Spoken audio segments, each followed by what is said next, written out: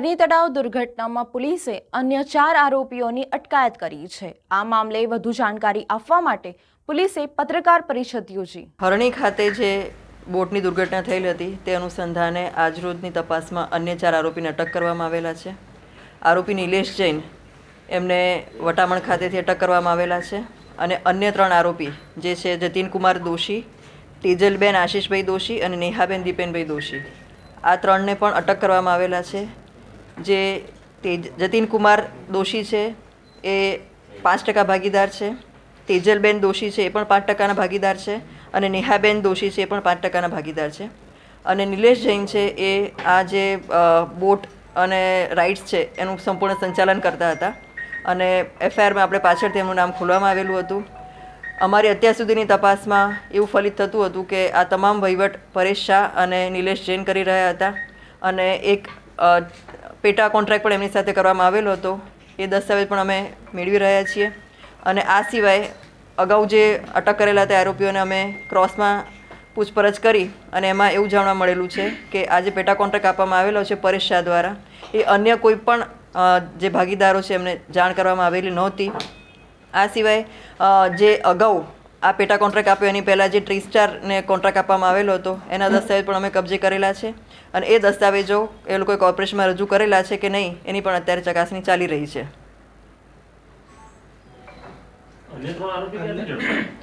અન્ય 3 આરોપીઓ રાજસ્થાન હતા અને ત્યાંથી જ્યારે એ લોકો પરત વડોદરા ફરી રહ્યા હતા ત્યારે વડોદરાથી જ એમને પકડી પાડવામાં આવેલા છે।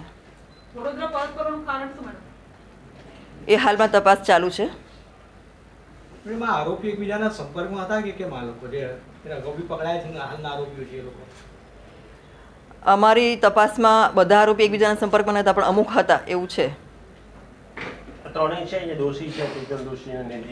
એ 3 એક જ જગ્યાએ સાથે હતા। એ લોકો જતીન કુમાર હીરાલાલ દોશી છે, એમના પત્ની તેજલબેન દોશી છે, ના હા નેહાબેન અને તેજલબેન એ બંને આ જતીન કુમારના પુત્રવધુ છે, બંને પુત્રવધુ છે।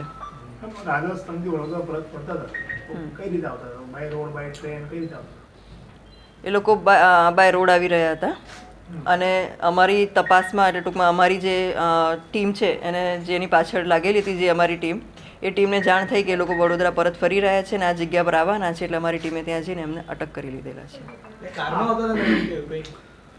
એ હજી અમે બધું તપાસની ટીમ એમની કાર્યવાહી કરી રહી છે। ના, અગાઉની જે કંપની હતી એ ટ્રાઇસ્ટાર, એ અગાઉની કંપની જે આપેલું હતું અલ્પેશ ભટ્ટની જે કંપની હતી એનું નામ ટ્રાઇસ્ટાર હતું ને એની સાથે કરાર કરેલો હતો ને એ બધા દસ્તાવેજ પણ જો કોર્પોરેશનમાં આપેલા છે કે કેમ એની ચકાસણી કરી છે અમે। અને નિલેશ જૈનની જે છે એની સાથે ખાલી પેટા કોન્ટ્રાક્ટ કરેલો છે અને એની કંપની સાથે ખાલી એની કંપની સાથે નથી કર્યો, એની વ્યક્તિગત પેટા કોન્ટ્રાક્ટ કરેલો છે। અમે રિમાઇન્ડર કર્યો છે, ટૂંક સમયમાં આવી જશે। હાઈકોર્ટમાં જે શું મોટો થઈ છે એમાં આજે કલેક્ટરે વધુ 5 દિવસ માંગ્યા છે કે હજુ થોડી વિગતો માંગવાની બાકી છે, તો શું પોલીસ તરફથી કોઈ વિગતો હજી આ માંગવાની બાકી છે કે શું છે? જે કંઈ જે આ તમે કહી રહ્યા છો એ રીતે એફએસએલ રિપોર્ટ અમે જે કંઈ ટેકનિકલ રિપોર્ટ્સ મંગાવ્યા છે આરએનબી ટેકનિકલ, આરએનબી મિકેનિકલ અને એફએસએલના રિપોર્ટ્સ આવવાના બાકી છે।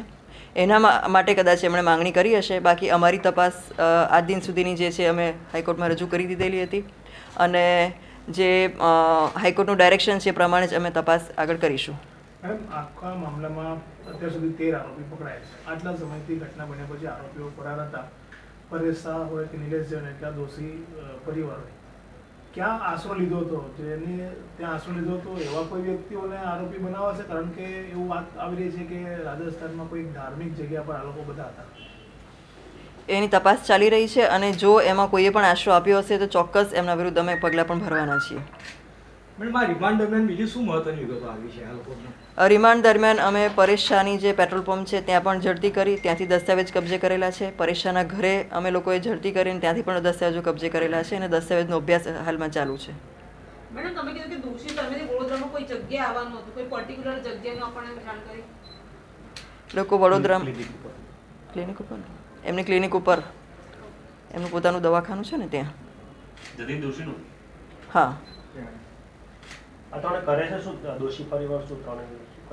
આ બંને દેરાણ જેઠાણી છે અને જે જતીનભાઈ દોશી છે એ પોતે 70 વર્ષની ઉંમરના છે। આ 3 લાખ ઉપર કઈ કબજે કરી એમના સન છે. મોબાઈલ કે એવું કઈ વસ્તુ કબજે કરી છે એમાંથી એક સન છે ને એનો ડેન્ટિસ્ટ. ડેન્ટિસ્ટ છે એમની પાસે જે કંઈ છે એ બધું અત્યારે તપાસ ચાલુ છે. અત્યારે અટક કર્યા છે, મેડિકલમાં મોકલેલા છે અને તરત ત્યાંથી મેડિકલથી અહીંયા જ આવે છે અત્યારે જ. પરેશ શાહનો જે પરિવાર ફરાર છે એની બાબતનો કોઈ પોલીસને જાણકારી મળી છે?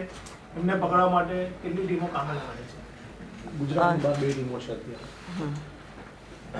અત્યારે ગુજરાતની બહાર 2 ટીમો છે અને જે દિવસે આ બનાવ બન્યો એ દિવસે જ આપણે લગભગ 12 જેટલી ટીમો કાર્યરત કરવામાં આવેલી હતી અને દરેક ટીમ અલગ અલગ આરોપી પાછળ હતી ને એ ટીમ પોતાની ફોકસ્ડ રીતે જ એક આરોપી અટક થાય એ રીતે કામગીરી કરી રહી હતી ને એમાંથી આપણી પાસે આજે 13 આરોપી અટક થઈ ગયા છે અને જે વત્સલ શાહ અને એમના જે પરેશાનો પરિવાર છે એમની પાછળ જે ટીમ લાગેલી છે એ એની પર ખંતથી કામગીરી કરી રહી છે અને ટૂંક સમયમાં જ એમને પણ અટક કરી લઈશું. કોઈ લોકેશન મળ્યું હોય મેડમ એમાં? હાલ એની કામગીરી ચાલી રહી છે. મને સ્કૂલ અને સ્કૂલના ટ્રસ્ટીઓ કે કોર્પોરેશનના અધિકારીઓ સામે કોઈ આવ્યું છે કે કાર્યવાહી?